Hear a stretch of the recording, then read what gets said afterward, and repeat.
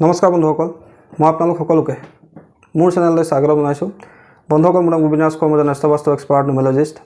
বন্ধুসকল, আপোনালোকৰ সুবিধাৰ্থে মই চেনেলটোত বাস্তুৰ সম্পৰ্কে, সংখ্যাতত্বৰ সম্পৰ্কে, জ্যোতিষৰ সম্পৰ্কে, তাৰ লগতে আপোনালোকৰ বিভিন্ন সমস্যাৰ সমাধানৰ উপায়সমূহৰ সম্পৰ্কে আলোচনা কৰি থাকোঁ। গতিকে যদিহে আপোনালোকৰ মোৰ চেনেলৰ ভিডিঅ'সমূহ চাই ভাল লাগে, অনুগ্ৰহ কৰি মোৰ চেনেলটো ছাবস্ক্ৰাইব কৰিব, ভিডিঅ'সমূহ লাইক কৰিব, কমেণ্ট কৰিব আৰু যিমান পাৰে শ্বেয়াৰ কৰিব। বন্ধুসকল, আজি মই আপোনালোকৰ লগত আপোনালোকক তেজপাতৰ এনেকুৱা কেইটামান চমৎকাৰী উপায় সম্পৰ্কে ক'বলৈ আগবাঢ়িছোঁ, যিকেইটা উপায় যদি আপোনালোকে মই কোৱা ধৰণে কৰে, তেন্তে এখিলা তেজপাতে আপোনাক বিভিন্ন সমস্যাৰ পৰা উদ্ধাৰ কৰিব পাৰে। বন্ধুসকল, তেজপাতত এটা বিশেষ গুণ থাকে, যি গুণে নিগেটিভিটি দূৰ কৰাত সহায় কৰে। তাক আমি মছলা হিচাপে ব্যৱহাৰ কৰোঁ, কিন্তু তাৰো বিভিন্ন ধৰণৰ জ্যোতিষীয় বা তান্ত্ৰিক উপায়ো আছে, আৰু সেই উপায়সমূহৰ সম্পৰ্কে আজি মই ক'বলৈ আগবাঢ়িছোঁ। প্ৰথম উপায়টো হ'ল, যদি আপোনালোকৰ ঘৰত খুব নিগেটিভ এনাৰ্জিৰ প্ৰভাৱ থাকে, ঘৰখনত থাকি ভাল নালাগে, ঘৰখনত সোমালে মূৰটো গধুৰ লাগে, ভালকৈ টোপনি নাহে, ঘৰৰ সদস্যসকলৰ মাজত মিল নাথাকে, তেন্তে আপোনালোকে প্ৰত্যেক দিনেই ধূনা বান এটাত বা কোনো মাটিৰ পাত্ৰত কৰ্পূৰ আৰু তেজপাত পাৰিলে তাত কেইটামান লং দি জ্বলাই দিব লাগে, আৰু সেই তাৰ ধোঁৱাখিনি আপোনাৰ ঘৰত দিব লাগে, প্ৰত্যেক দিনে দিব লাগে সন্ধিয়াৰ সময়ত। এনে কৰিলে ঘৰত নিগেটিভিটি দূৰ হয়, ঘৰলৈ পজিটিভিটিৰ আগমন হয়। যদি আপোনালোকৰ ধন টকা পইচা হাতত একেবাৰে নৰয়, বহু চেষ্টা কৰিও আপোনালোকে ধন সঞ্চয় কৰিব নোৱাৰে, তেন্তে আপোনালোকে এখন তেজপাতত শুক্ৰবাৰৰ দিনা ৰঙা কলমৰ সৈতে তেজপাতত আপোনালোকে চিৰিং বীজ মন্ত্ৰটো লিখি তাৰ দুইফালে দুটা স্বাস্তিক অংকন কৰি সেই তেজপাতখিলা আপোনালোকে মা লক্ষ্মীৰ চৰণত ৰাখি, মা লক্ষ্মীৰ যিকোনো মন্ত্ৰ জপ কৰি, ধন সঞ্চয়ৰ কাৰণে মা লক্ষ্মীক প্ৰাৰ্থনা কৰি, সেই তেজপাতখিলা যদি আপোনালোকে নিজৰ কেছ বক্সত ৰাখে বা নিজৰ পাৰ্চত ৰাখে, তেন্তে আপোনালোকৰ ধন অধিক খৰচ হোৱাৰ সমস্যা, ধন সঞ্চয় নোহোৱাৰ সমস্যা দূৰ হয়।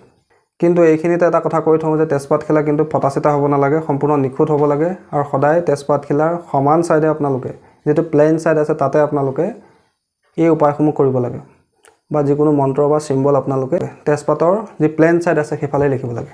তৃতীয়তে, যদি আপোনালোকে খুব ৰাতি বেয়া সপোন দেখে, গাড়ী এক্সিডেণ্ট হোৱা দেখে, জুই লগা দেখে, ওপৰৰ পৰা সৰি পৰা দেখে, তেন্তে আপোনালোকে এখিলা তেজপাতত মংগলবাৰৰ দিনা ৰঙা কলমৰ সৈতে হনুমানজীৰ যিটো মন্ত্ৰ ওম হম হনুমতে নমঃ, এই মন্ত্ৰটো লিখি আপোনালোকে নিজৰ গাঁৱত লৈ ৰাখিব লাগে। কিন্তু তেজপাতখিলা আপোনালোকে নিখুঁত ল'ব, ফটা চিটা তেজপাত নল'ব। চাব আপোনালোকৰ বেয়া সপোন দেখাৰ প্ৰৱণতা লাহে লাহে নাইকিয়া হৈ যাব।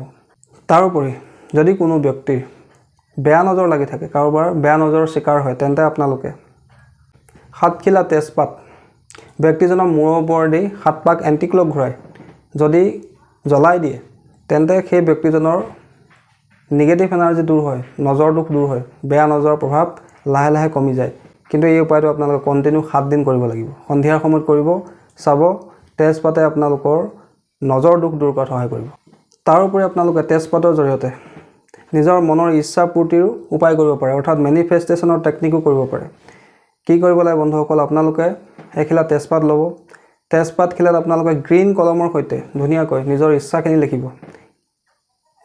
এটা ইচ্ছাই লিখিব, যিটো ইচ্ছা আপোনাৰ অত্যন্ত পূৰণ হোৱাটো আপুনি বিচাৰে, সেই ইচ্ছাটো লিখিব। সেই ইচ্ছা লিখি আপোনালোকে এখন প্লেটত তেজপাতখিলা লৈ তেজপাতখিলা জুই লগাই দিব, আৰু তাৰ ছাইখিনি আপোনালোকে ইউনিভাৰ্চৰ পিনে, আকাশৰ পিনে উৰাই দিব, বা আপোনালোকে কোনো গছৰ গুৰিত ৰাখি দিব।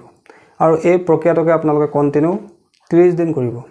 তেজপাত এখিলা ল'ব, তাতে প্লেন ছাইডে আপোনালোকে নিজৰ ইচ্ছাটো লিখিব, লিখি লৈ কোনো এখন থালিত ৰাখি তেজপাতখিলা জুই লগাই দিব, আৰু তাৰ ছাইখিনি ইউনিভাৰ্চৰ পিনে উৰাই দিব, বা আপোনালোকে কোনো গছৰ গুৰিত ৰাখি দিব।